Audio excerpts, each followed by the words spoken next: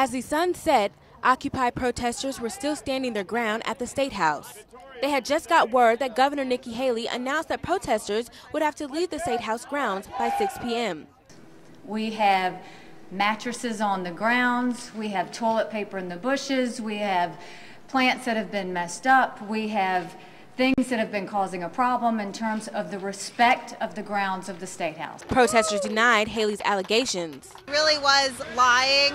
We have been very tidy, very respectful to anyone who wants to come to the State House. We have not been urinating in the bushes. We have not been throwing anything, much less toilet paper, into the bushes. As they realized their time was limited, protesters vented their rage at workers who gathered at the State House steps. Arrest them! Arrest the oligarchy! Arrest them!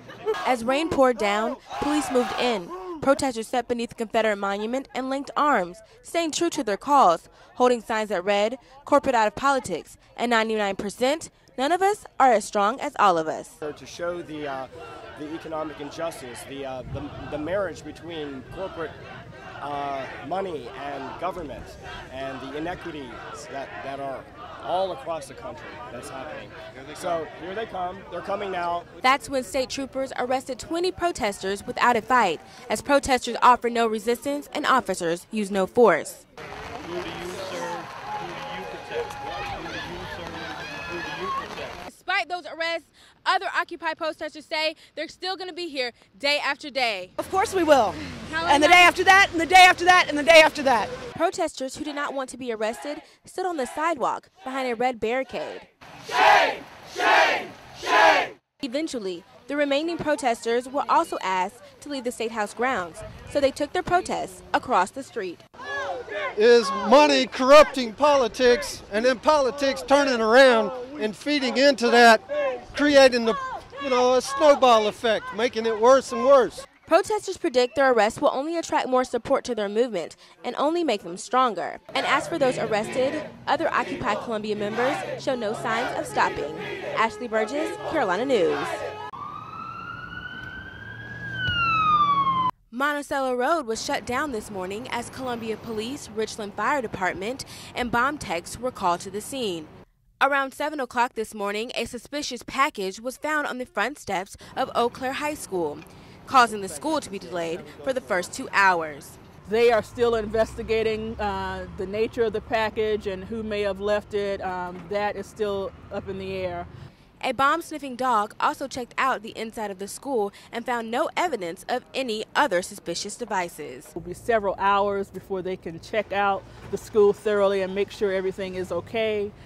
Because of that, we have, as a district, have made the decision to cancel school for the day. Because school was canceled today, about 100 students were bused over to Alcorn and Hayward Gibbs Middle School, where they ate lunch and were sent home at noon. But it wasn't until around 10 o'clock this morning that you heard the sound of the bomb squad robot detonating the package. And what the robot does is basically give a risk assessment of the situation, and because of that suspicious package, the robot rendered safely that device. And that's what you heard, that explosion, that loud boom that you heard. That was the robot doing its job. Public Information Officer for the Columbia Police Department, Jennifer Timmons, says they're still uncertain of what the package contained. Because it was deemed a suspicious package and because the robot rendered it safely and did that risk assessment, what we have to do now, what our job to do now for the Columbia Police Department is to determine what that package contained. What is it? What was it?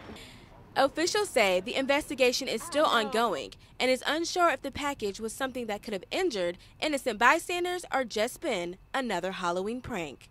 Ashley Burgess, Carolina News.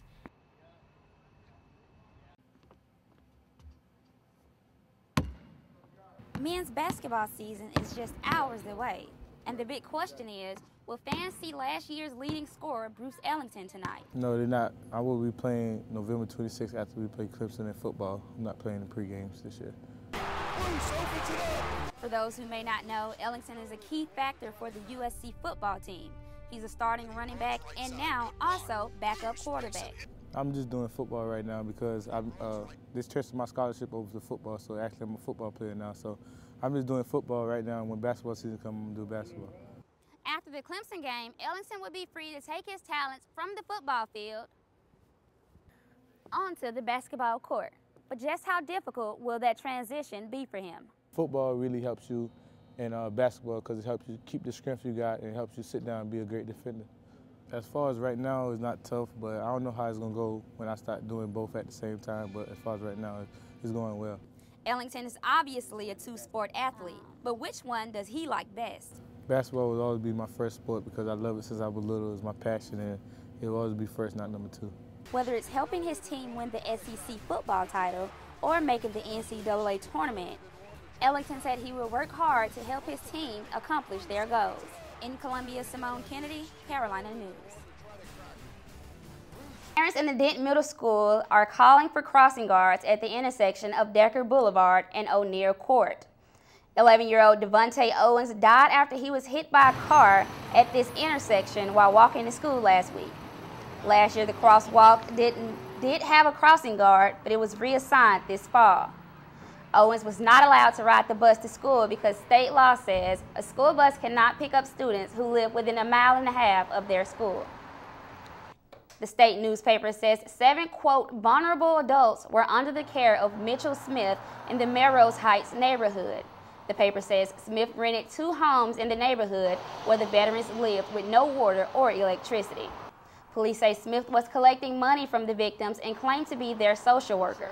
One neighbor says he noticed suspicious activity at one of the homes. Didn't quite understand what the situation was. It was just kind of strange to me why a bunch of older people would live together in one little small place like that, because I know it's just like a 3-bedroom apartment, and it was like probably about 10 people the first time.